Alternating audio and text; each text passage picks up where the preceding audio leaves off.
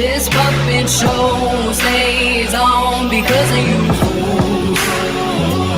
We've been dancing with the devil way too long. I know it's fun, but get ready to pay your dues. Oh God, come back home. This crazy world is filled with liars and abusers. Need you now before we're too far gone. I hope one day they finally see the truth. God, we need you now. Well, hello, patriots, freedom fighters throughout Saskatchewan, across the country, and around the world. Fresh out of Facebook jail. It's like a new lease on life, and not rehabilitated, apparently. Welcome to all of my Facebook peeps and followers. Nice to have you back. Do me a favor. I'm pretty sure I'm still pretty shadow banned. So share this out to your groups, share it out to your circles. Let's get some people on here. Yeah, good to see you. Good to see you, Suzanne. Hello, Barb. So Friday nights. Oh, hang on, I gotta go live on TikTok. All right, we are now also live on TikTok. So we're streaming right now to TikTok through my phone. I'm also on my regular main Facebook page. I'm on Canada First. I'm on Saskatoon Grasswood PPC. I am on Mark Friesen PPC. I'm also on YouTube, Mark Friesen, the Grizzly Patriot. I'm also on Twitch. I'm also on Twitter. And we're also streaming to D Live. How are you, D Live? Good to see you, folks. Yeah, very good, Brenda. Thank you. So, as I was saying, Friday nights is usually reserved for myself and my good friend, Professor Salim Mansour. However, Salim is presently on the tour that I was supposed to be on with Laura Lynn and Sean Taylor and a few others that Laura Lynn's brought on. Hey, Karen. Hey, Micheline. So it's obviously we can't have Salim on the show, but it is what it is. They're absolutely knocking it out of the park. They started in Edmonton. There was like 600 people in Edmonton. They were in Sundre yesterday, Spruce View Hall, and there was like 350 people there. And in Medicine Hat tonight. And then I guess they're going to head up to Calgary tomorrow, and carry on then down to Lethbridge and then into BC. But they're actually absolutely killing it, and I knew they would. Of course, they don't need me to hold their hand. Thankfully, Laura Lynn spent enough time with me that she's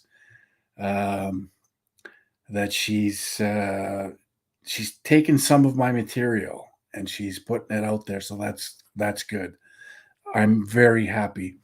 It wasn't too long ago where I was screaming into a abyss, into a black hole where nobody was listening to what we had to say about globalism.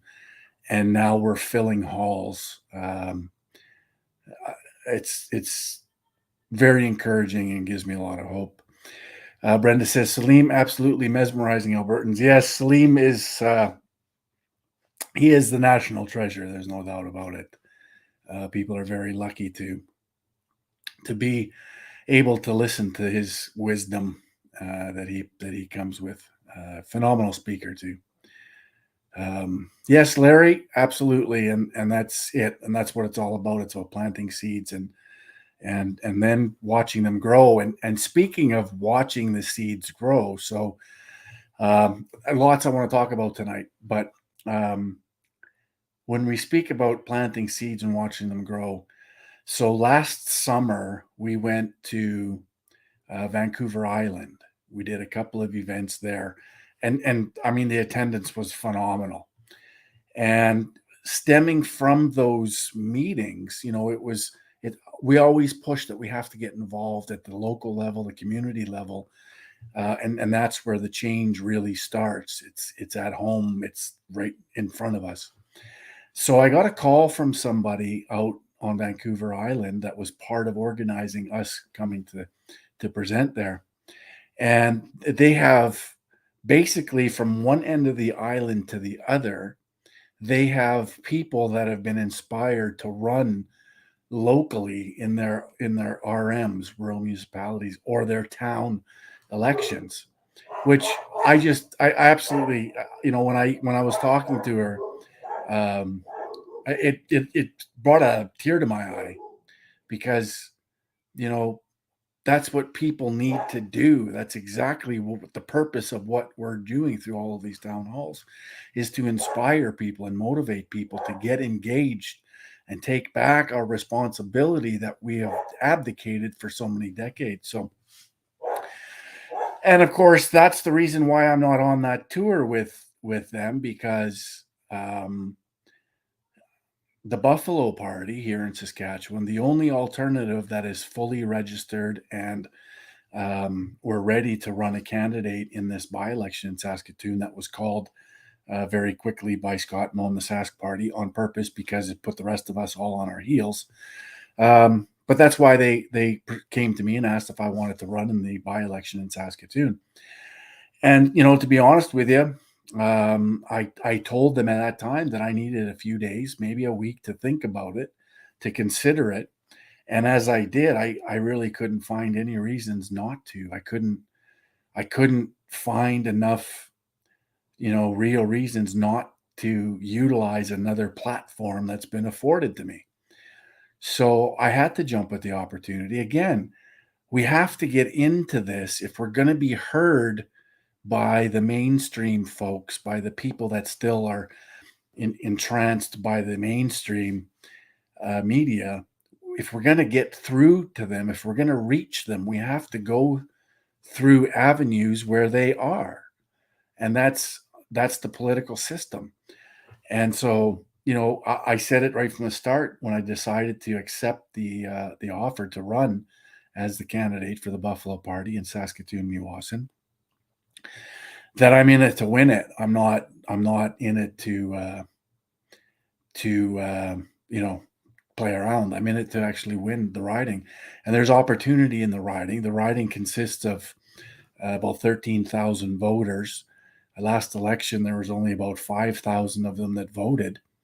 The Sask Party, or the NDP, sorry, with the leader of the NDP, Ryan Miley, in that riding, only won that riding by about 300 votes, and it was about altogether 3,000 votes to 2,700, something like that, to the Sask Party. So there's roughly 7,000 to 8,000 people that didn't vote, that weren't inspired to vote the last election. So there's opportunity there, and we just have to start getting some people engaged, getting people to understand that the most important thing in this by-election, of course, no government's going to fall in this by-election. The Saskatchewan Party are going to maintain power. It's one seat, and people really need to consider that as an opportunity to get somebody in that isn't the establishment, that isn't parroting the same old politics that all of these establishment parties parrot. Um, Obviously, what I offer is completely different. It's outside the establishment. The Buffalo Party is outside the establishment, and so I want to talk a little bit about that a little further on in the show, just to introduce you to who the Buffalo Party is and what it represents. But before we do that, yes, Laura Lynn and Salim are incredible. They really are. Hey, Harvey, good to see you from Melville, Saskatchewan. Just listen to Laura Lynn opening talk tonight and cried. She's amazing. Yeah, Rob, she is amazing. She absolutely is. Yeah. I'm absolutely green with envy that I'm not on that tour with them. But again, it is what it is. Anyways, a couple of things I want to talk about before we go diving into the Buffalo party. A couple of things came up before I came live tonight, and it's important that we go through them. So anybody that's watching, if you're watching on Twitter or if you're watching anywhere else, that's my Twitter account. Go over to Twitter and follow me. Anyway, I have to go through a couple of things. This one in particular. So I talk about, and I have talked about, and every town hall we talk about the depopulation agenda. And I know that there's a number of folks out there, a good percentage of folks, that can't seem to wrap their head around that agenda, the depopulation agenda. It is real. It is one of the priorities of the UN Sustainable Development Agenda, Agenda 2030, which is also real. Just Google it. Google UN SDGs, UN Sustainable Development Agenda, UN Agenda 2030. It is real. It does exist. And you need to have a look at it because through that agenda, they want to control all aspects of life. But one of the priorities of that agenda, as we have heard, well, before, let's listen to Dennis. Some of you have heard this guy before. In one way or another, we are so far, globally, we are so far above the population and the consumption levels which can be supported by this planet that I know in one way or another it's going to come back down. So I don't hope to avoid that. I hope that it can occur in a civil way, and I mean civil in a special way, peaceful. Peace doesn't mean that everybody's happy, but it means that conflict isn't solved through violence, through force, but rather in other ways. And so that's what I hope for. That we can, the planet can support something like 1 billion people, maybe 2 billion, depending on how much liberty and how much material consumption you want to have. If you want more liberty and more consumption, you have to have fewer people. And conversely, you can have more people. We could even have 8 or 9 billion probably if we have a very strong dictatorship, which is smart. Unfortunately, you never have smart dictatorships. They're always stupid.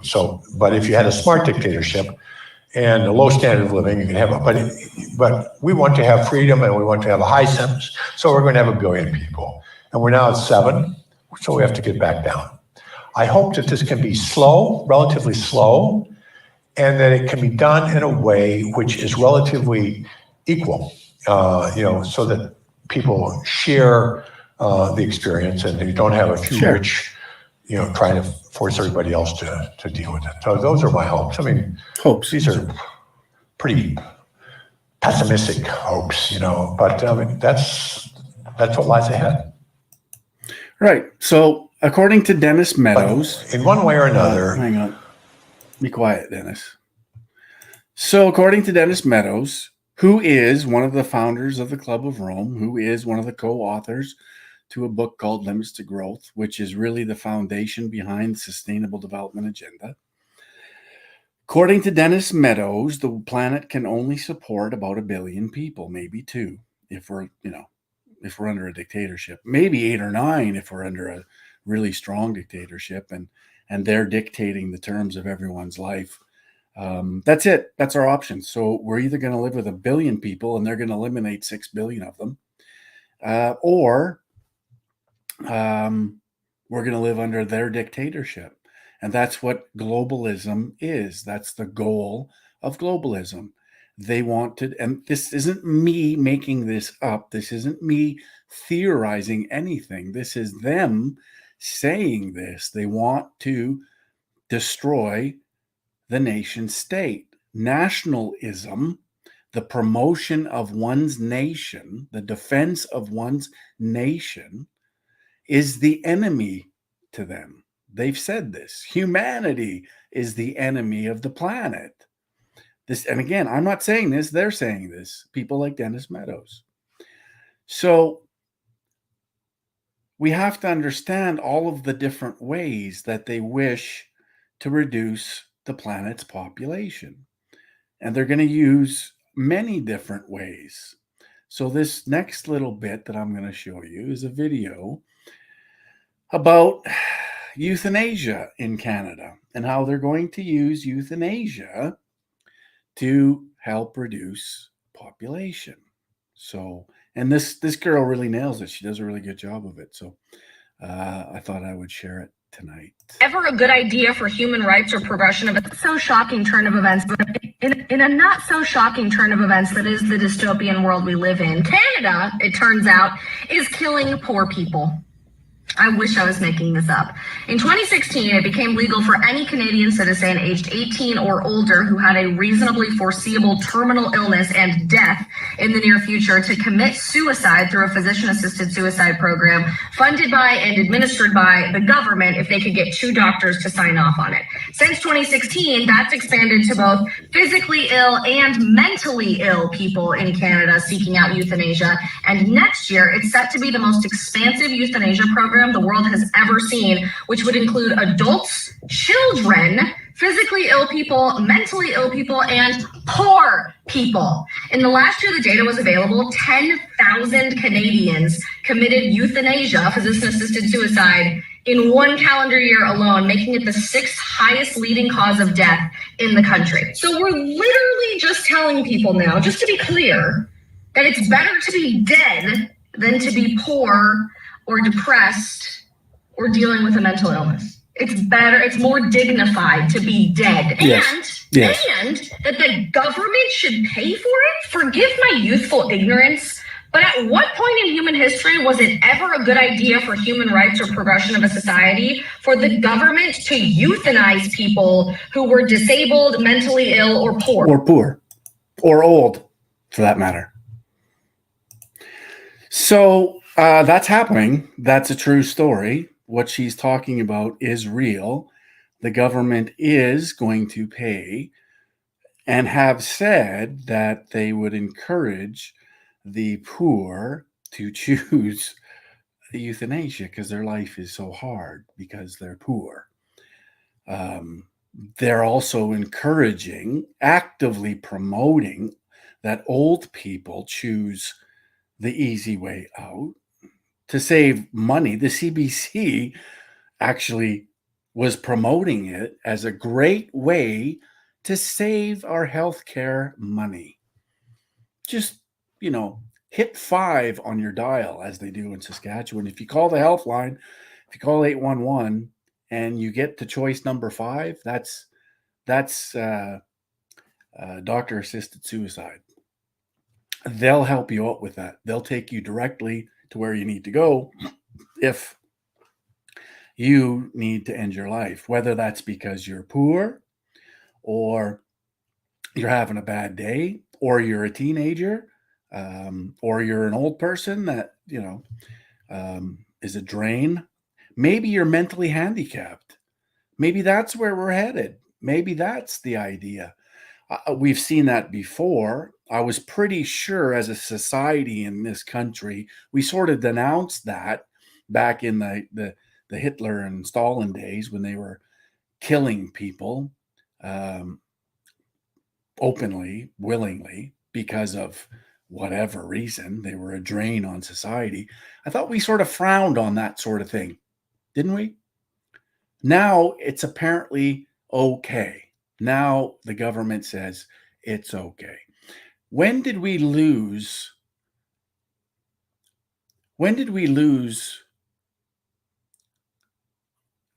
the fact or this cherishing of human life? When did we lose that? The West used to be sort of the beacon, right, of respecting human life. And all of a sudden, because of this sustainable development agenda and population reduction being a huge part of that, it's now okay to disrespect life and just, choose it. And there's many different ways they're doing this. They've been doing it with abortion for decades. They have managed to convince millions, billions that abortion is the answer. Let's just do it. And everyone accepts it. Everyone accepts it because nobody has the parts. Nobody has the balls to actually say, yeah, you know what? That's a bad idea. Let's not do late term abortion. Let's not do, now they're even talking about abortion after birth, right? After birth. They're going to allow a certain window of time where a mother can choose to have her baby killed outside of the womb, right? So this idea that the West is this place that respects human life, we better pull back the reins a little bit on all this stuff pretty quick, or we're going to be no better than the Nazis or the commies or the rest of these ideologues, dictators. So I wanted to show that, and there was one other thing I wanted to show you that's coming out of New Brunswick, and I spoke to a friend of mine just to make sure that what I'm talking about is actually happening. And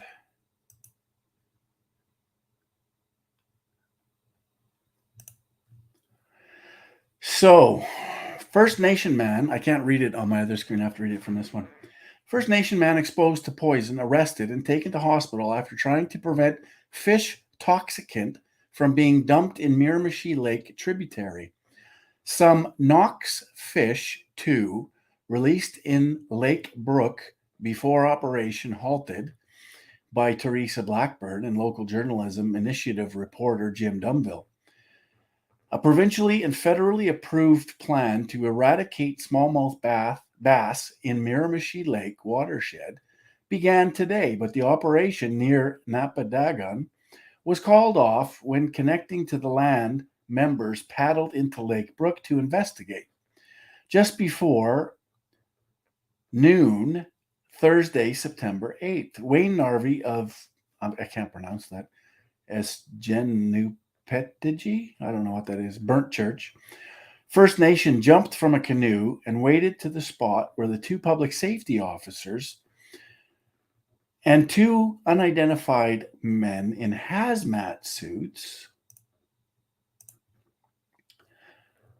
were watching over the Knox Fish 2 drip system. In a live broadcast later posted to Facebook, Narvey can be seen stopping the drip line and removing a white container from a large rock in the brook. Narvey estimates nearly 2 gallons of the toxin was released before he got there. He later tells public safety officers they can retrieve the container at the campsite where he and other connecting to the land members and Indigenous mothers and grandmothers have been camped since mid-August. I've been told to arrest you, said one public safety officer in the video. Earlier in the day, a public safety vehicle blocked access out of the beach area where members of the Connecting the Land group and Indigenous mothers and grandmothers had been camping since mid-August. RCMP officers arrested Narvey for theft shortly after he returned to his campsite. He was transported to Everett Chalmers Hospital in Fredericton as a precaution before officers processed him. Lawyer Charles Bryant, representing the Indigenous mothers and grandmothers who call themselves water protectors, says that dumping Knox Fish 2 into Lake Brook violates the authorization initially awarded to the working group. Last year, the Miramichi Lake Working Group, which consists of members of the Atlantic Salmon Federation, the North Shore Micmac Council, and others, posted signs in the last 48 hours notifying people in the area that the eradication project would go ahead. Earlier this summer, the action group gave cottage owners and others prior 24-hour notice of its plan to treat the lake August 10th. Cottage owners managed to halt that attempt with a court challenge. Bryant said there wasn't notice this time around. I don't really know how we could get here if everyone is acting in good faith, said Bryant when reached by telephone after Narby's arrest. There is a high degree of disingenuousness. Yeah, no shit. None of the cottagers were given notice of the application of the poison. My clients certainly were not, and it was known that they were on the water. It appears that they took steps to hide their actions. In my reading, applying the substance to the river and the brook only would be in violation of the authorization. It's just a really bad situation. Cottage owner Katie Harvey said they haven't been at the lake recently, but found out what was happening by reading social media posts from Andrea Polchis. Indigenous mothers and grandmothers and members of the Connecting to Land group say they are on high alert at Miramichi Lake. Roads were blocked, preventing people from entering or leaving the area for most of the day. The River Valley Sun has reached out to the Atlantic Salmon Federation, the RCMP, and the Department of Natural Resources. A DNR spokesperson responded with an online statement.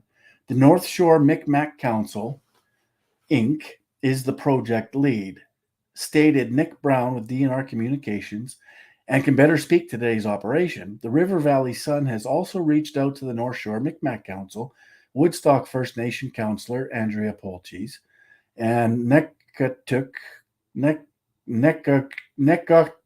don't know how to say that, First Nation member Terry Sapier, have been at the forefront of preventing the working group's smallmouth bass eradication plan from going forward. I'm very disappointed and heartbroken, says Polchis, after Thursday's incident.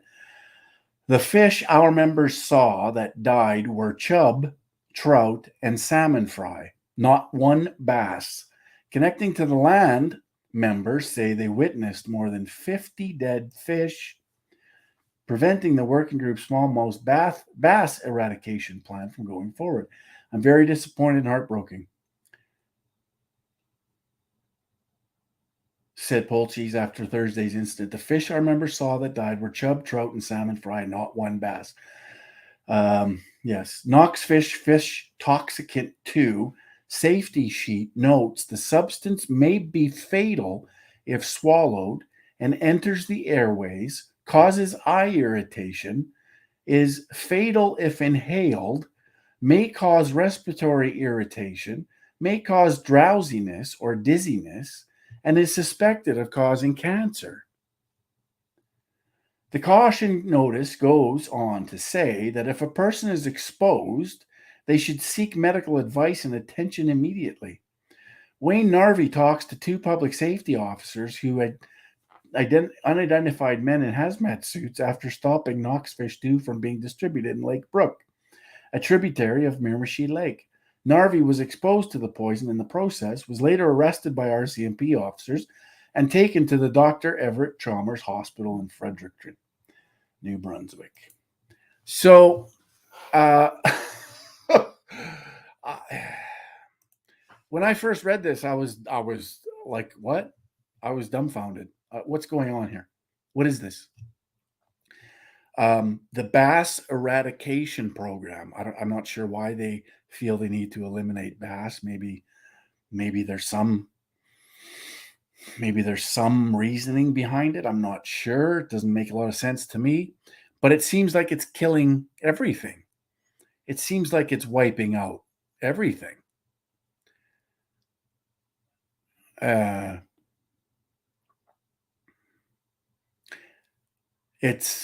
It's very concerning, especially when we're in Saskatchewan. And a couple of weeks ago, we had some federal agents trespassing on farmers' land. We came to find out, though, that they were actually invited by the Saskatchewan government. If you remember, there was a minister, the ag minister in Saskatchewan, wrote a nasty email, nasty letter to Ottawa to the federal government, basically saying that if these agents continue to trespass on private property, that they will arrest them. But as we found out, and as it turns out, it was actually the provincial government that said and invited the federal agents to come to Saskatchewan and do their own testing. So it was already pre-approved. It was just something that the Sask party, the ruling party in Saskatchewan, decided they need to create something to make themselves look like they're defending the people of Saskatchewan, while in actual fact, they invited these people into Saskatchewan. So, and it's funny because at the same time that was happening, there was anthrax found on a couple of farms in the area. So that's also curious. Again, I haven't seen any evidence that indicates that anthrax was put there by government agents. But when you're reading articles, when you're reading posts that indicate the government is destroying fish habitats by Nox Fish 2 chemicals, it makes you wonder, what's happening across this country and every other region and jurisdiction. So, no, Mo never tells the truth. Mo he never will tell the truth. So speaking of truth, I did a quick video today on truth, and that's why I run. That's what I do. That's why I have this channel. That's why I run in politics, because our politicians never tell the truth, ever. They can't, because if they actually told the truth, they would never get elected. They would never be reelected, ever. They can't tell the truth, because if the people actually knew what they were up to, nobody would elect them. Nobody would vote for them. Which is why it's so important in this by-election in Saskatchewan that people look to an alternative to the establishment, because the establishment is only known to lie to the people. There hasn't been, and I mentioned this in my 2-minute drill today on truth, there has never been, since its inception in this country, 1992, when Brian Mulroney first signed to commit to achieving the goals of sustainable development,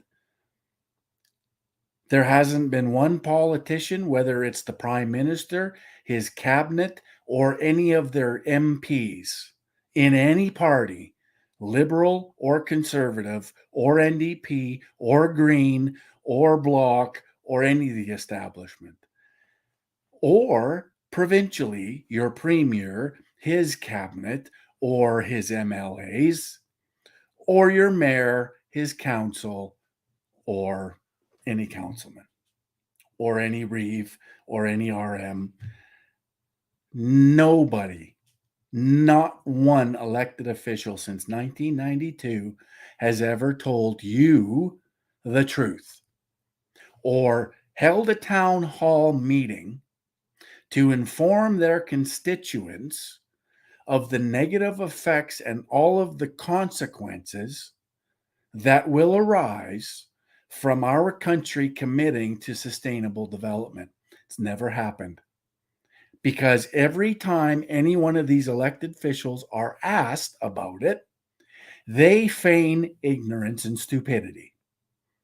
I've never read it. I don't know what it is. Pierre Poilievre did it. I proved it to everybody. I asked him the question. That's exactly what he said. They all say it.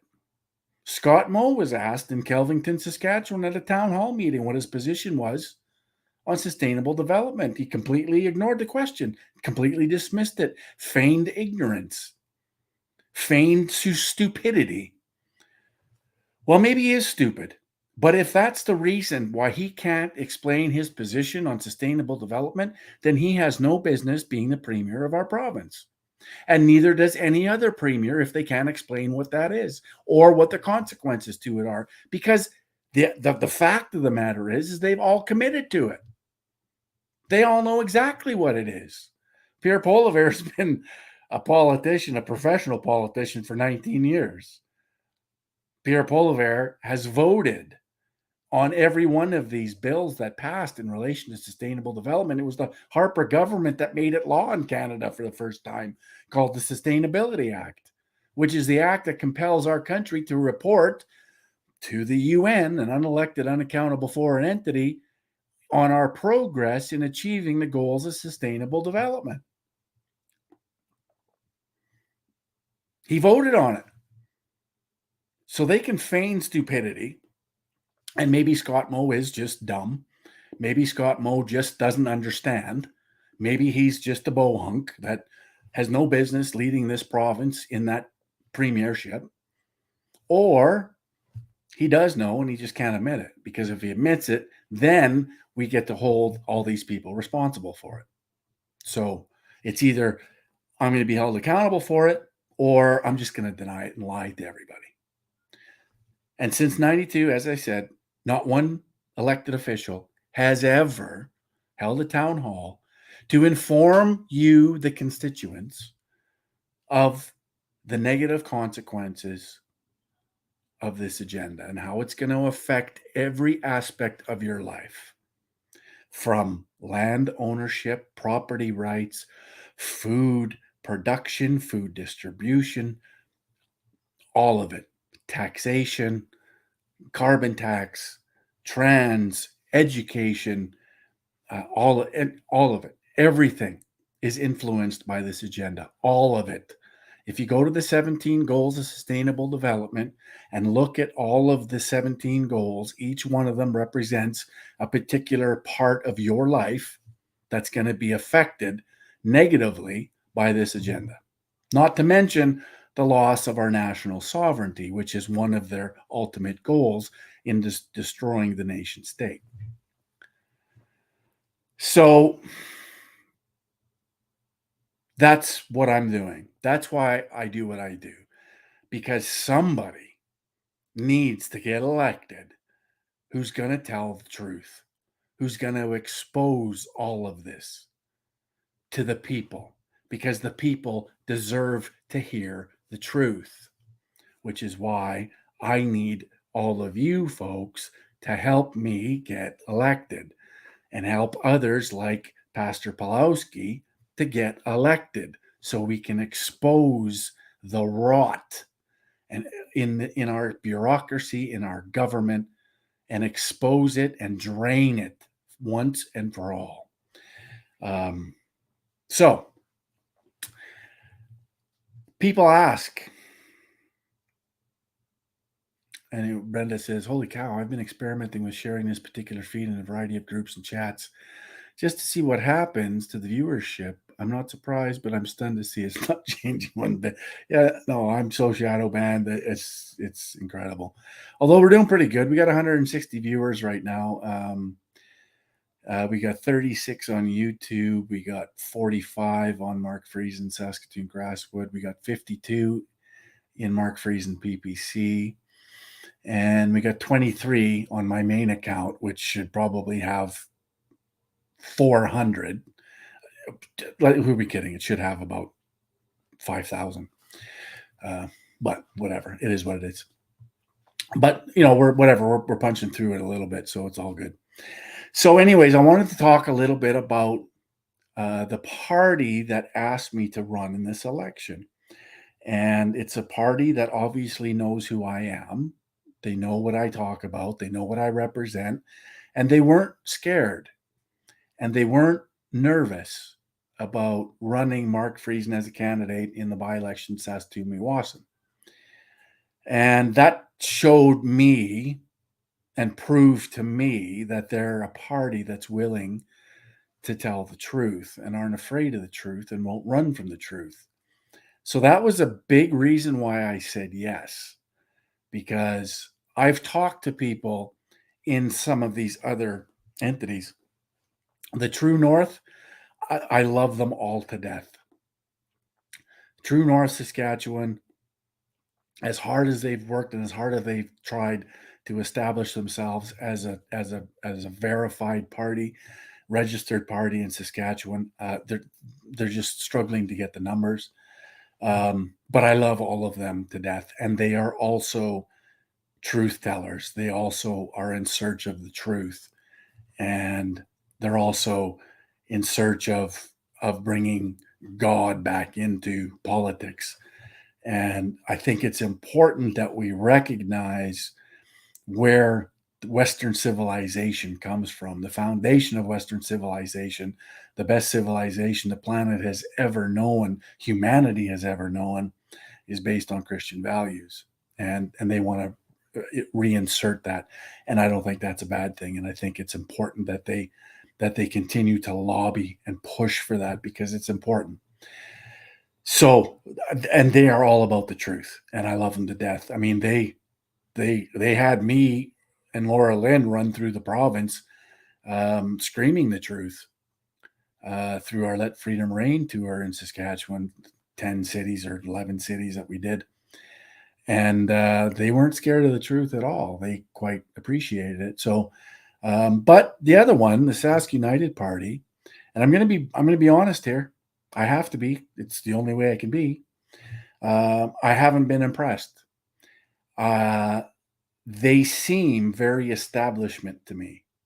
They seem that they don't want to they're going to go up to that line, but they're not going to go over the line, right? They're going to manage their message so it becomes, receivable to the people within the confines of mainstream media.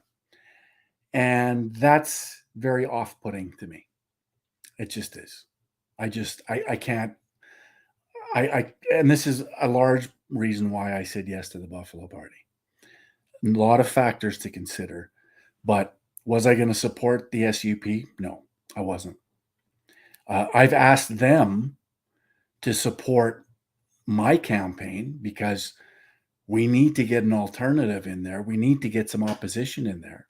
But some of the things I've heard in response is that they can't openly support my campaign because I tell too much truth, is essentially what I'm hearing. And that's unfortunate. But it is what it is.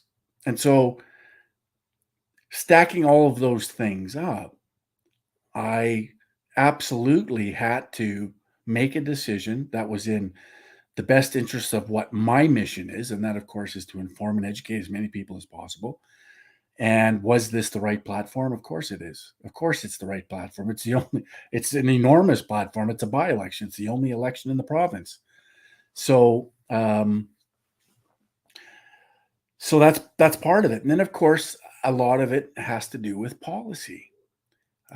Policy is a big thing. I mean, if you don't have the policies, if your party doesn't have the policies,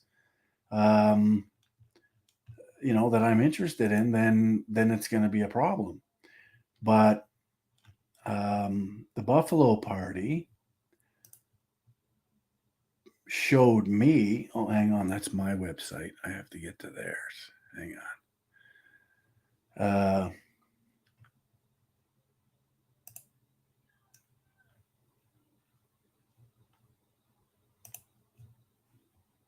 All right. So policy is huge.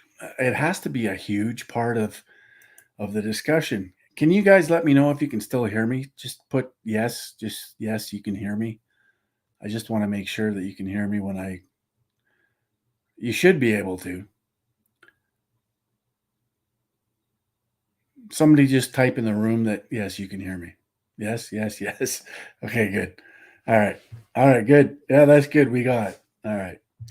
So official policy on agriculture. We'll develop a small farms initiative program to educate individuals and families on how to become more food self-reliant. I mean, that is in today's times, in today's day and age, where food sovereignty, food security is huge. It's enormous. This is just, when I saw that, it's like, yeah, of course, that's bang on, because it is huge in this day and age. They want to control food production. They want to control food distribution. We have to, the antidote to globalism is radical decentralization, because ultimately globalism and the globalist agenda is hyper centralization, where they want to control all of the resources from a global perspective and develop governance around that. And so the antidote to that nightmare is local, is community, is lowest common denominator. And so when I saw that, it's like, yeah, bang on. Will exempt the capital gains tax on farmland sales sold to Saskatchewan resident or sold to a family member returning to Saskatchewan. Bang on. How can anyone disagree with that? Cease the granting of foreign ownership exemptions under the Farm Securities Act when the land is to be used for primary agriculture production purposes. Existing foreign ownership exemptions will not be canceled. However, no modification, renewal, or transfer of the existing exemptions will take place when the land is to be used for primary agriculture production. The existing farmland ownership rules set forth in the Farm Securities Act will be strictly enforced. Beautiful. For all corporate tax on small to medium companies within Saskatchewan. Create Saskatchewan Food Inspections Agency to replace the Canadian Food Inspection Agency. So there again is this decentralization, getting out from under the boots of Ottawa and dealing with a lot of these things right here, where the people understand the people instead of some enormous bureaucracy in Ottawa or at the UN. We should be creating policy for us locally to support a farm to fork policy, 100%. Reduce red tape of farm to fork in Saskatchewan. Supports bringing forth legislature for corporate income tax structure on startup agriculture businesses, flowers, pulse, pasta, etc. in Saskatchewan. And you have to have a wonderful agriculture policy like this if you're a political party in Saskatchewan. And this policy blows away the establishment, absolutely blows it away. So, yeah. Budgeting. Supports letting individual taxpayers designate where some of their tax dollars are spent. What a novel idea that is, where you can actually tick a box to say, I would like my income tax, I would like my tax dollars put here or here, but it should be our choice. Consider revamping of government department budgets for facility infrastructure and improvements to be calculated over a 3-year period rather than present 1-year capital budgets, 100%. Supports provincial legislation requiring balanced budgets, with any exceptions requiring explicit voter approval through a majority vote in a provincial referendum. I love this, because that is democracy. That's how things are supposed to work. If we're going to go over budget, we better have a damn good reason, and we better be able to explain ourselves to the people of Saskatchewan if they're going to vote in favor of us going over budget for whatever the situation is. Will introduce legislation to earmark any and all unexpected provincial budget surpluses to debt reduction until such time that the provincial debt is eliminated. Of course, because when you do that, you reduce inflation. You reduce how much money we put to interest being paid on the debt, which hurts all of us. And this debt that the Sask party, the ruling party, has given us over the decades they've been in power is ridiculous. And they're supposed to be conserving, right? There's nothing conserving about what the Sask party's been doing. Nothing. Will introduce supports the establishment of a heritage fund to save part of the province's national resource revenue for true emergencies, which will be determined along with any changes to the rules regarding the fund by majority vote in a provincial referendum. There again. So this is something that the Norwegian government has done for years. And they call it, it's like a rainy day fund, right?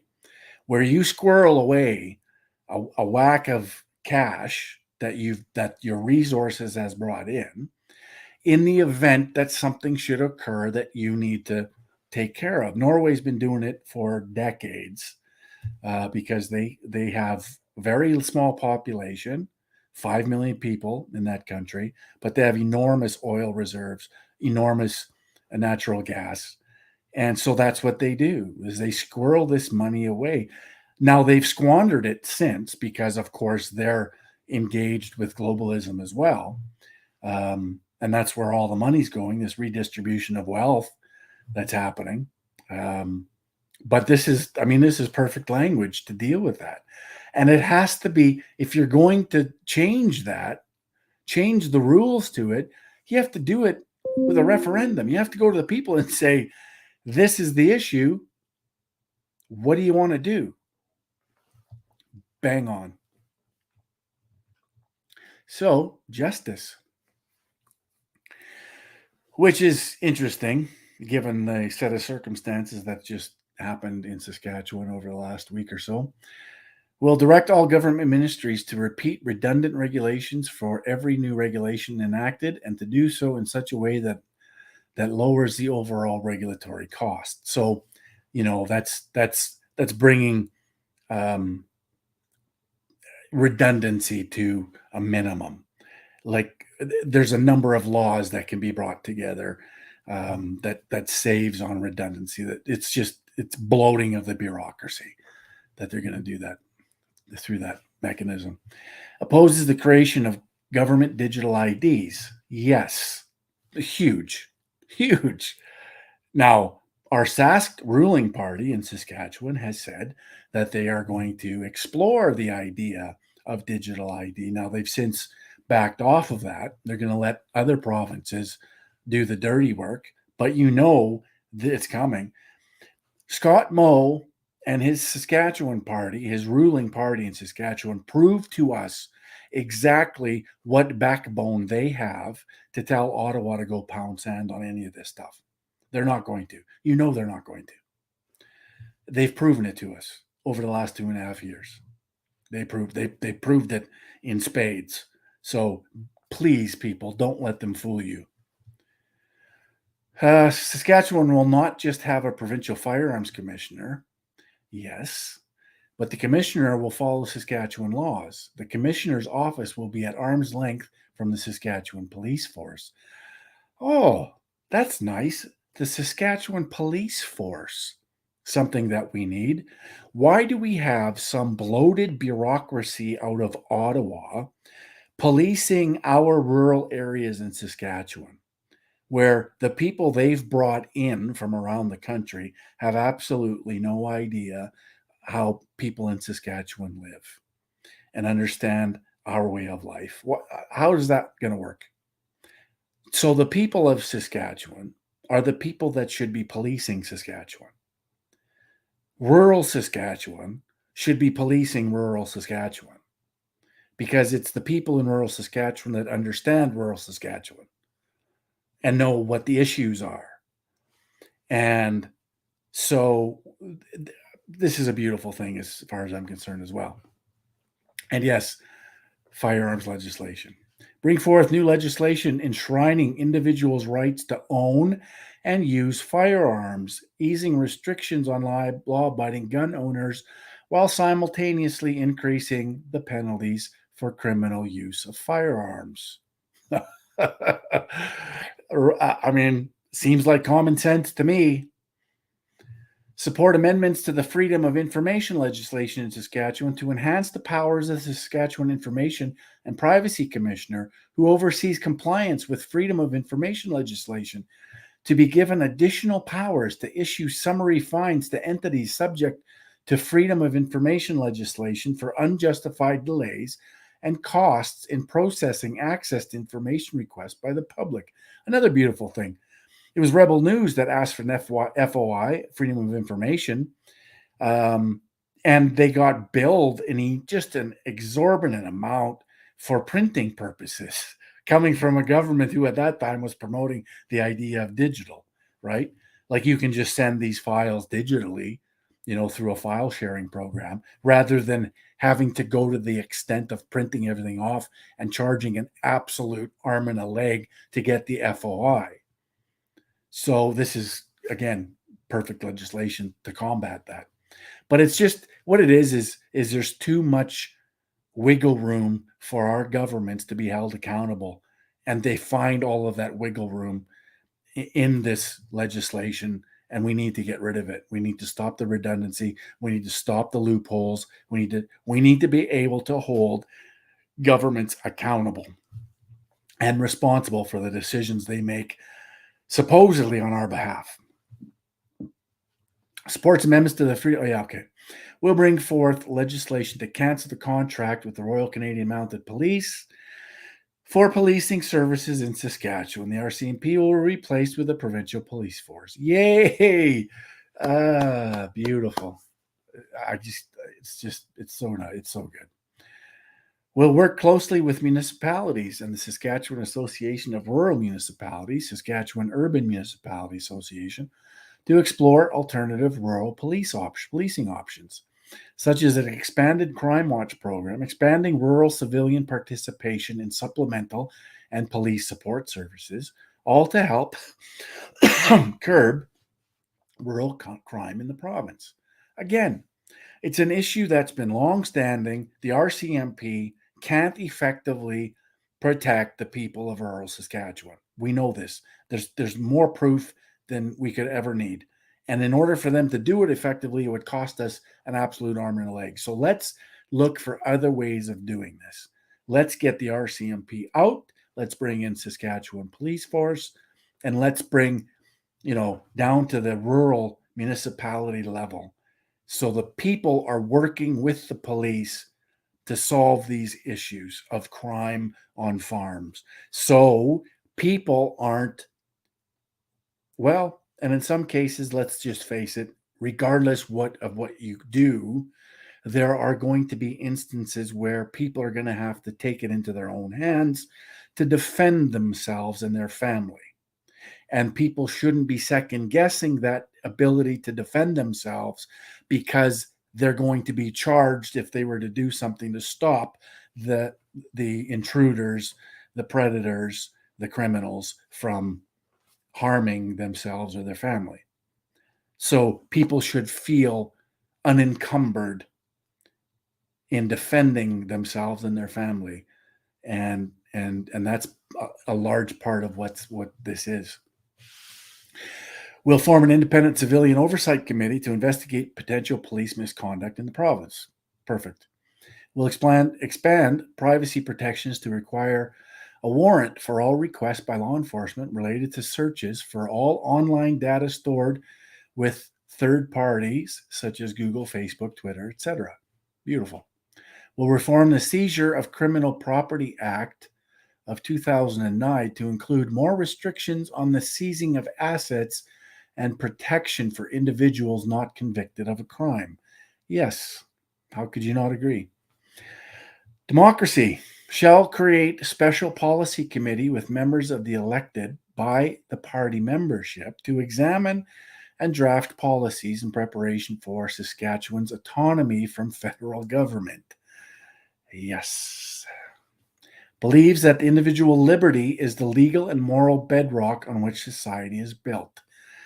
Yes, it is. Recognizes the right to own property as a fundamental human right, and that any Saskatchewan Bill of Rights and freedoms will contain a provision recognizing those property rights.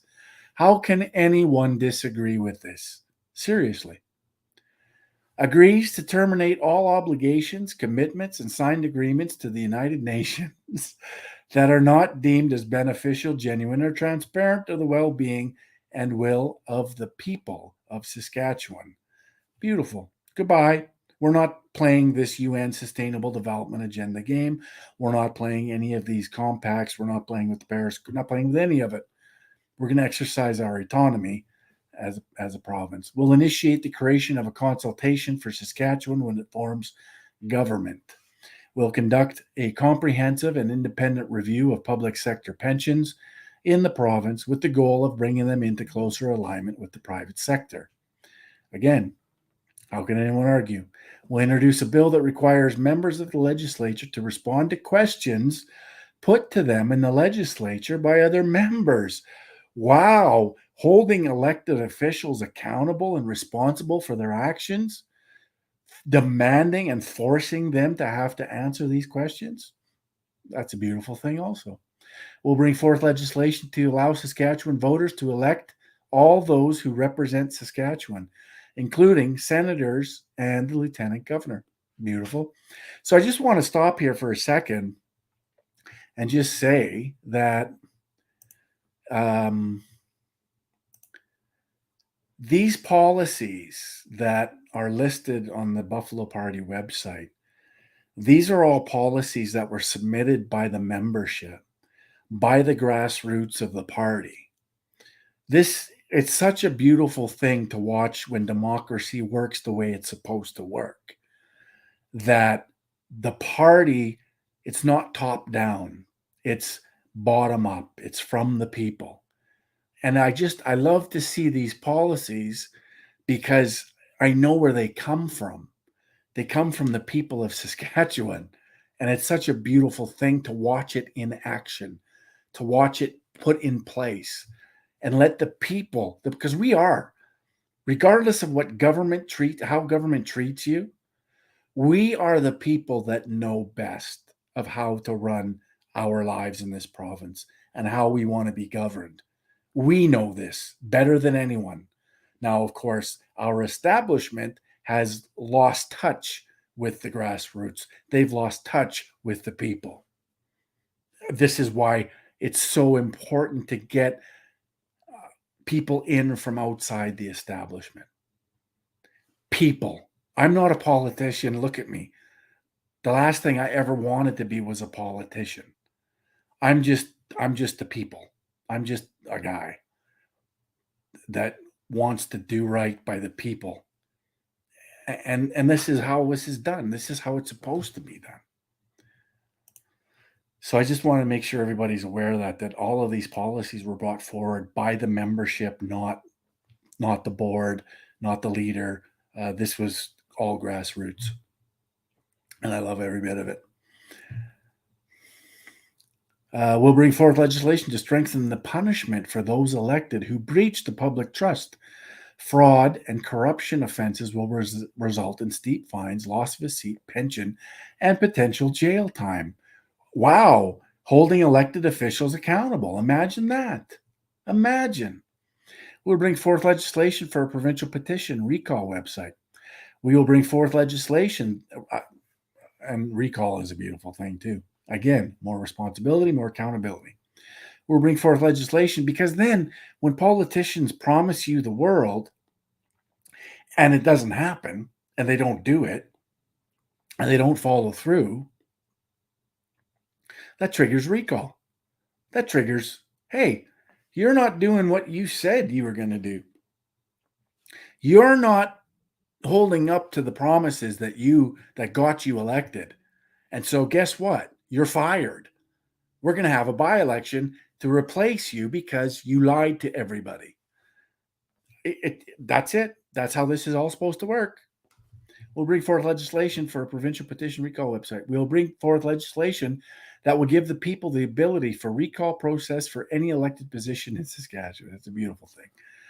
All right, taxation. We'll review the current progressive tax system and we'll work towards a flat tax system. Also a beautiful thing. We'll reform the provincial sales tax with the goal of eliminating it altogether. Listen, folks, we have enough resources in this province that if we managed our books properly and we weren't thumped by unions and we didn't cave to Ottawa, if we ran this province responsibly, the amount of resources we have that the world needs and wants, we should not have a PST. We absolutely shouldn't. We should all be very prosperous. We should all have good jobs. And we should be absolutely booming in this province. There's no reason why we shouldn't be. Other than we have establishment parties running this province. We have no courage to stand up to Ottawa, and no vision. Zero vision. It's all guided by some unelected, unaccountable foreign entity creating policy, cookie cutter policy for the world that we have to follow for some reason. And no, we don't, by the way. We'll revise the Municipalities Act to reduce the difference municipalities are allowed to impose between the highest mill rate factor of one property class and the lowest mill rate factor of another property class. We'll use all means at the province's disposal to fight the carbon tax, legal, legislative, electoral, and public opinion, among others, to ensure that no Saskatchewan resident or business pays another cent to Ottawa on carbon tax. God, that makes me smile. Just reading that makes me smile, because this is what everybody wants. And we're the only party that's actually willing to do it. So tell me, as a guy who's considering running for the by-election under the banner of the Buffalo Party, who reads this policy page, how could I not support this? Especially through a policy convention where the membership, all of these policies are membership driven and brought forward by the members, by grassroots, by the people. I just fall in love with it. Support the use of strict tax and expenditure limits to restrain provincial government spending and taxation. Beautiful. Because here's the thing. Let's say the Buffalo Party gets in the next election and we make all of these changes and we make it law. This will prevent other governments from coming in and destroying everything we've built. You put it into the Bill of Rights, you put it into legislation in this province that binds them to living up to it. And making it strong enough so they can't obliterate it. Supports the use of strict tax expenditure limits. Said that. All right. Education. Supports the establishment of private education savings accounts and allocating K-12 education funding directly to parents on a per-student basis through these accounts. Their establishment will serve to increase competition among private and public schools, thereby leading to a better educational outcomes for children. And this, again, is huge because this will eliminate, critical race theory, right? This puts the responsibility into the hands of the parents. This puts in the responsibility into the hands of the people and determining what the curriculum is, and brings competition forward so that if the public school system or the Catholic school system is failing your kids because of woke BS, then there's going to be an option, a private option over here that maybe a community has put together to keep their kids out of public school, out of the indoctrination camps, out of wokeism, out of furries and litter boxes being put in schools, right? And this indoctrination center that all of our schools have become. So you create that competition where everyone starts flooding over to these private options because it's not woke, it's not insane, it's not ridiculous, it's not communist. And what happens? The rest of them fail because nobody wants to send their kids to them. A beautiful, beautiful thing. Recognizes the parents are the primary decision makers when it comes to children's education. Yes, and I know teachers' unions that think the complete opposite. It seems like teachers want to be the arbiter of education. They want to dictate what they're going to teach our kids. Unions should not be guiding curriculum. Unions should be worrying about their wages and their pensions and their working conditions. They shouldn't be pushing curriculum based on communist ideology, based on wokeism. They shouldn't have that power or control. Here, this is what you're going to teach based on the curriculum that the people of Saskatchewan have determined is best for their kids. If you don't like that, you can go find employment somewhere else. That's what we need here.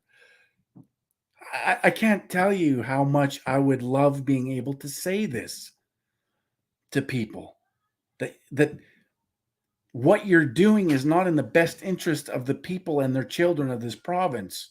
So stop it. And if you don't like it, there's the door. You don't have to stick around here. You can go somewhere else. Go to Vancouver or somewhere else. But it's not on here. We don't want that taught to our kids. We don't want you grooming our children in school. That's not your role. That's not your job, right? Recognize that parents are the primary decision makers when it comes to children's education, that parents have the right to opt out of any curriculum that they determine is counter to their values, that schools have the obligation to operate in completely open and transparent manner in order to keep parents informed on all aspects of their children's education. Supports all students who want to challenge grade 12 provincial exams without taking required in-class portion and to have this grade recorded in the government records. Supports any students at any institution of higher learning to opt out of paying any of the student fees that may contradict their sincerely held beliefs or which do not benefit them while attending the institution. Limit teachers to teaching only that curriculum which has been approved by the local school board. Hear, hear. And subject to a parent's right to opt out of any curriculum that they find offensive or unproductive. Will designate school principals as out-of-scope employees. It's all good. Will require schools to offer courses on entrepreneurship, investment, money management, marketing to prepare students for the future. The Buffalo Party will reintroduce funding for home economics and industrial arts programs. Beautiful. Will promote and support school boards that are autonomous, representative, transparent, and effective. This is essential to achieving quality education in the province. Will bring forth legislation for the creation of an independent school association. Encourage ease of entrance into the trades by exploring ways that the provincial government can reduce the regulatory and administrative burden on workers and employers in regards to apprenticeships. Will offer a tax credit for young entrepreneurs who have started a business in Saskatchewan in line with the tax credits offered to post-secondary students under the Graduate Retention Program's benefits. So in other words, we're going to encourage kids to start their own business, to explore the free market and what it has to offer and how wonderful an idea it is, rather than stomping on small business and medium business because they want to institute multinationals and oligarchs and monopolies dictating to the rest of us how we live and what we eat and what we buy, and actually fostering and nurturing the idea of free market economics and encouraging small business, because that's where rubber hits the road when you're talking about freedom. Freedom is exemplified through small business. Government has a really hard time controlling small business, and they're moving towards trying to strangle us through digital IDs, through digital currency, through all of these things, taxation, you name it. This is the answer. I'm telling you. We will require all public schools in the province to participate in open enrollment and allow families to transfer to schools with available capacity outside their assigned school. Beautiful. All right. Energy shall guarantee the people of Saskatchewan the right to develop and process their own Saskatchewan energy resources and be available to residents at affordable cost, free of being subject to global market pricing, as well as being subject to any foreign influence or constraints. It's beautiful. Supports the position that the Saskatchewan government should be open to all forms of energy and power generation, and that the government policy will reflect that fact. I could spend 2 hours on this particular thing, as you know. Um, the attack on our energy sector, our energy industry, is nothing short of utterly destructive from our federal government, which is in compliance with this unelected, unaccountable foreign entity dictating policy. And we need to get out of it. We need to be able to stop it. And this is another reason why I got involved provincially, because I think provincially we have an ability to stop a lot of this stuff from coming in at our borders in this province and saying no. And of course, with the help of the people of Alberta, with the help of the people of Manitoba, we can be a real bulwark to all of this agenda. We can lead this country out of the mess we're in. 100%. Supports the position of the Saskatchewan government supports the position that the Saskatchewan government should be open to all forms of energy and power generation, and that government policy will reflect that fact. Right, 100%. Couldn't agree more. We want the best source of energy that's going to give the people of Saskatchewan all the energy they need, so we don't freeze to death, so we don't cook to death. We have all the energy at a reasonable price because it's right here. We live in this province that's chock full of energy. We shouldn't be struggling with energy at all. Supports the position of the Saskatchewan government to restrict ownership of strategic coal reserves in the province to only Canadian residents and corporations, 100%.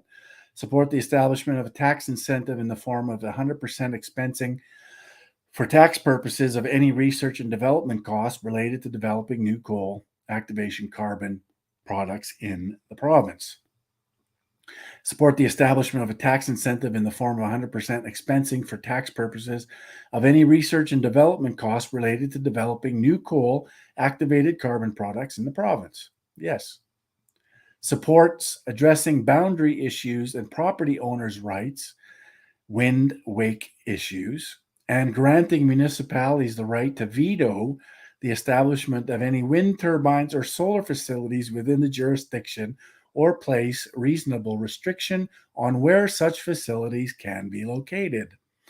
Well, if we're actually fostering effective and efficient energy means, we could do away with all of those. Those are all be completely extinct, as they should be, because they're ridiculous. Support the position that the Saskatchewan government hold public review and consultations every 4 years on the adequacy of mine remediation rules, including the required dollar value of reclamation bonds being held, estimates as to cleanup costs, and alternative funding mechanisms such as assigned trusts. Support the position that the Saskatchewan government offers a tax deduction for retraining costs up to $10,000 for workers and spouses in industries directly threatened by federal energy and environmental legislation. Well, let's hope that isn't a necessity. Let's hope that isn't, but it's something that should be written in just to protect people in the event that, the goose stepping federal government comes rolling in. Supports increasing the tax credit to 50% for eligible investment as a means of supporting CCS and increased energy production in the province. Supports a tax incentive for the tertiary recovery of oil and natural gas that utilizes CO2 gas in the form of PST exemption for any carbon dioxide that is used for enhanced oil recovery. Supports the position that any federal regulations limiting carbon emissions, requiring CO2 capture or containment at power plants, or the imposition of a carbon tax should be opposed using all legal means at the province's disposal. Yes, yes, yes, and yes. Supports construction of pipelines as well as other necessary pipeline infrastructure progress. Yes. Support undertaking comprehensive review of energy industry regulations in order to simplify, streamline, or eliminate said regulations and or the cost of permits to be reduced. Support bringing forward legislation for corporate income tax incentive on startup upgraders and refineries in Saskatchewan. Yes. Support SaskPower implementing differentiated pricing for electricity for consumers based on electricity source and reflects the life cycle cost of that source. Okay, we got a few to go yet. Are you hanging there with me? Are you hanging on? We're down to 105. People are starting to lose it a little bit. But it's important. All these things are exactly what everybody's screaming about. So here it is. We'll promote programs providing essential services back into small rural communities that in turn create jobs and future growth within a healthier environment that living in a small community has to offer. It's such a beautiful thing. And once again, it's this decentralization, encouraging people to move to rural areas rather than the opposite, which is what the Sask Party and the rest of the establishment wants. They want everybody crammed into cities, living like ants, rather than living in all of that wonderful space in rural Saskatchewan, Alberta, Manitoba, BC, all over the place. We should be spread out everywhere. We got all this land and all of these resources. We should be spread out all over the place, but they don't want that. They want us all confined, controlling everything about our lives in smart cities. This is the exact opposite. Support pursuing the cooperation of Alberta and Manitoba to enhance the utilization of the Port of Churchill to the benefit of all three provinces. There's your tidewater, right? There's your tidewater. Do we need the Lower Mainland to dictate to us getting our resources to tidewater because we have to go through BC? No, let's go the other way. Let's go to Churchill. Let's get it out that way. Yeah. We'll seek to strengthen trade relations with the bordering U.S. states of North Dakota and Montana, of course. Take every reasonable measure necessary to negotiate a better deal for Saskatchewan or in the federal transfer payments program. I say we terminate it. If they're not willing to negotiate, just pull out of it. That's it. But we need the courage. We need the government in there that has the courage to actually say and challenge Ottawa and say, no, it's not fair. We're not playing this game anymore. Enough's enough. Quebec can look after themselves. Quebec has enough resources. Quebec has enough hydro to look after themselves. They don't need our money. They have the resources to take care of themselves. They just need the will to do it. So stop. Support exploring ways to support our 3 power plants between Estevan and Coronach, Shand, Boundary Dam, Poplar River. Associated coal mines and coal communities exploring the potential for new coal export markets, ways to support value-added process for coal byproducts, and further development of carbon capture, utilization, and storage technology. Implement a comprehensive review of the Crown corporations, including their processes for determining rates for businesses and individuals with the goal of identifying ways of improving the Crowns or restructuring them. Undertake the comprehensive review of government red tape with a goal of making Saskatchewan the best province in Canada to open and operate a business, to invest in new industries, and to hire Saskatchewan workers. Yes, preference will be given to Saskatchewan companies first, then other Western provincial companies for all provincial projects. Saskatchewan will not work with questionable companies. This will be done by exiting the New West Partnership. We will implement a Saskatchewan first policy. How can you argue with that? It's a beautiful thing. We will have the control of trade with our resources, enabling trade with our American neighbors without federal intervention. Also working with our provincial neighbors for safe access to tidewater. This will open more markets to Saskatchewan products. We will work with our provincial or our municipal partners for ease of access for our natural resource industries. We'll bring forth legislation to streamline the process of approving new energy projects in the province based on the principles of 1 application, 2 review, 3 decision. Supports the use of regulatory sandboxes to encourage business growth and innovation. Will commit to bringing back the 1-to-1 net metering system previously used by SaskPower. Yes. I'm going to skip intergovernmental relations just because I got to get rolling here. Health is a big one. Explores the use of personal health care concierge for parents in the provincial healthcare system. Supports parents and guardians being involved in all medical decisions for their minor children, and that the mature minor doctrine is only used in situations that have a court order or can otherwise easily demonstrate this necessity. Support strengthening the home care program by exploring reforms to housekeeping services, respite care, among others. Again, if we're handling our economy, if we're handling the public's money responsibly, with all of the resources that we have, there's no reason why we can't look after the people of Saskatchewan. There's no reason why we can't do that. There's no reason why our elderly have to have shitty care.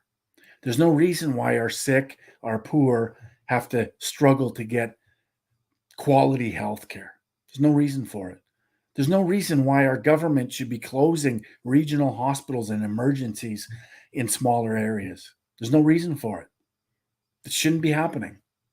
But the Saskatchewan government has been running deficits and debt and running up our debt for years.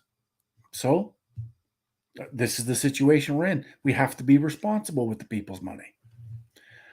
Pursue a policy of minimizing the abortion rate as an indication that pregnant women are being supported while under difficult circumstances. Of course, but at the end of the day, a late-term abortion has to be scrapped.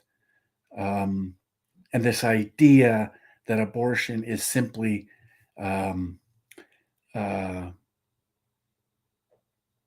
way to reduce teen pregnancy or a way to, as a contraceptive. It's insane that we're defaulting to abortion. Let's attack this. Let's be adults. Let's have the discussion. Let's take control of our families. Let's be parents. Let's keep engaged with our kids so their kids don't get pregnant. So our kids act responsibly.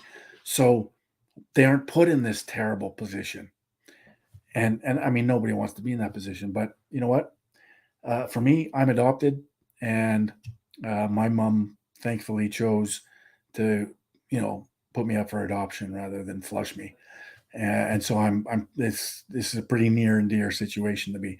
I get it. We all understand that it's a tough situation, but let's re-engage. Let's bring back the nuclear family. Let's bring back, traditional values of the nuclear family and families staying together and encouraging families to stay together and have numerous siblings, to be able to afford to have a family, to be able to afford to have a house. All of these things will encourage people to act responsibly. I mean, we've been going completely in the wrong direction and it has to stop. We have to reverse that direction and go back into a way that's healthy for our kids and for our families. Support expanding healthcare options for First Nations and Métis peoples to include traditional foods, medicines, and healing practices. Absolutely. We'll bring forth legislation to guarantee that our rural healthcare will be available to all residents. This means increased doctors, nurses, beds, and emergency responders. We'll bring forth legislation that will increase the number of public-private MRI clinics in the province and expand the program in scope to include CT scans with a particular focus on rural areas, which will only reduce wait times, which will only make it more available to the rest of the population if we do that. It's not two-tier like they like to frame it. It just frees it up for everyone. We'll bring forth legislation to increase support and decrease costs for rural EMS services for staffing, training, and equipment. Sounds good to me. Adopt a no patient left alone policy to ensure the visitation rights of medical patients and their families and friends. So we're not going to have to say goodbye to grandma through a window. We're not going to be refused entry to go see grandma or our mother, on their deathbed. We can be there with them. We have to be there with them, regardless of the situation. Support reducing number of scope of practice regulations for healthcare professionals. We'll research ways for all types of doctors to practice in the province. Saskatchewan has many regulations that restrict the available supply of doctors, including occupational licensing laws. The province should be looking at ways of making it easier for qualified doctors, including retired, out-of-province doctors, and qualified medical students to work in the province. 100%. It's just common sense. We'll support increased telemedicine access and lower costs. Others support professional accreditation bodies to monitor their members only insofar as it pertains directly to their profession and misconduct or malpractice within their professional capacity. Any accreditation body will be prevented from collecting or reporting any information not directly related to the needs of the profession, such as political affiliation, medical information, opinions, etc. Will not make any poverty reduction effort that promotes income equality. Thank goodness. But rather to have honest discussions of what is the measurable way that we can alleviate the true suffering of the impoverished and downtrodden. Right, 100%. Back to a meritocracy. You're paid for the value of the work you do. You're paid for the value in the service you provide. You're paid for the value in the product you provide. Let the free market determine. And at the same time, explore ways to provide safe, affordable transportation alleviate the true suffering of the impoverished and the downtrodden, of course. We'll explore ways to provide safe and affordable transportation options for seniors in the province. 100%. We need to have that. We need to bring something back. They have to have an option. The free market should be able to support that. Recognize that while the government can work with churches and other religious organizations, they have no authority over the lawful actions of the form or function of the operation of religious organization. 100%. Absolutely. Your religion, you do what you think is the best for your religion as a recognized religion, not a cult. Man, I'm telling you, this is it. This is, a phenomenal group of policies. And I challenge anyone to come after these policies. This is precisely what we need in this province. So now you get a little better picture of why I chose to run under the Buffalo Party banner in this by-election. And I didn't do it, flippantly. I didn't do it without consideration. It took me a number of days to weigh all the pros and cons. Because it was too early for me to endorse a party. I wasn't ready yet. But the situation was and is that this by-election came about. The Buffalo Party needed a candidate. They asked me, which told me a lot. And after reading the policies, after understanding where the policies came from, that this isn't a top-down dictatorship. This is a grassroots membership-driven party, and it represents an alternative to the establishment. It was a no-brainer. Of course, I was going to do it. Not to mention the platform that it provided as well to speak the truth. So it is what it is. So that's it. Now, does that mean that I don't support the PPC anymore? Of course I do. I'm 100% in support of the PPC federally. I'm just at a stage right now where I think we can do more provincially to lead our country out of this mess than maybe we can do federally. I don't know. It's all about, what's happening right now in front of my face. What's the opportunity? What am I weighing it up against? And I had to do it. And so of course I still support the PPC. I still support Maxime Bernier and what that party does. And who knows? Let's see what happens in this election. I'm in it to win it. I'm hoping to win the election. I'm hoping to get that seat so I can represent the people of Saskatoon-Meewasin and the greater Saskatchewan, the people who haven't had a voice in the legislature for a long time. I'm hoping to be that voice and represent those people. So that's it. But, if I don't get elected, and I mean, let's face it, the reality is what it is. It's a tough nut to crack when you're going up against the establishment machine. It's hard to get people off of that establishment train that they're on. But I'm going to do what I can to make it happen. If it doesn't happen, then I'll have a decision to make. Am I going to stick with provincial and continue to promote the Buffalo Party leading up to the next provincial election, which will probably happen before the next federal election? Who knows?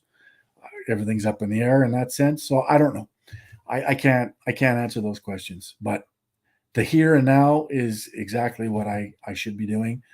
And that's why I did it. So hopefully that clears up a lot for a lot of people. Hopefully this was valuable for a lot of people. Now they understand maybe what the Buffalo Party is, what it represents, what its policies are. And it's everything that everybody that I talk to at every one of these town halls and everywhere across the province, it's what everybody wants. So let's make it happen. Let's come together. Let's unite and make this happen. I can't imagine anybody not wanting this other than maybe pure ego. That's about the only thing I could see that why people wouldn't accept this platform. Anyway, that's my opinion, and that's what it is. That's going to be a wrap for tonight, guys. I appreciate it. We were live on TikTok, so thanks to all you TikTokers that were there and watching. Much appreciated. Thanks for all the likes. And to everybody on Facebook, welcome back to my stream on Facebook. And to my YouTube folks, and to my Twitter peeps, and to my DLive peeps.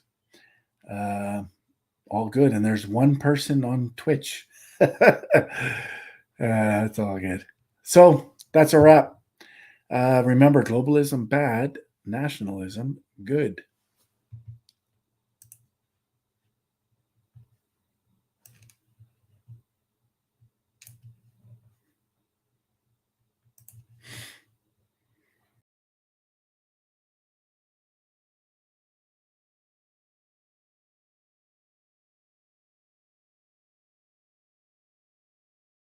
One day,